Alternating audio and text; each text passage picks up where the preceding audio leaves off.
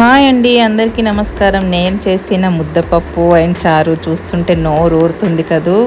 ఏం తింటాంలేండి, మాకు అజీర్తి, అల్సరు అండ్ అరగదు అని అంటున్నారా? సో నేనైతే టిప్ చెప్తాను మీలాంటి వాళ్ళ కోసం. పప్పును మనం ఎప్పుడైనా ఒక 2-3 అవర్స్ నానబెట్టుకొని అప్పుడు కుక్కర్లో పెట్టుకొని ఉడికించుకోండి. ఈ అరగకపోవడాలు, అజీర్తిలు, ఈ గ్యాస్ ట్రబుల్స్ ఇలాంటివి ఏమీ రావండి. హ్యాపీగా ఎంజాయ్ చేయండి మీ పప్పును, మీ చారుని. ఏమీ కాదు, కుదిరితే అప్పడం కూడా వేసుకొని తినండి. ఓకేనా? పప్పు చారు కాంబినేషన్ అయితే అదుర్స్ వచ్చిందండి. వీటి రెసిపీస్ డీటెయిల్స్ కావాలంటే కింద లింక్ ఇచ్చాను, చూసేయండి.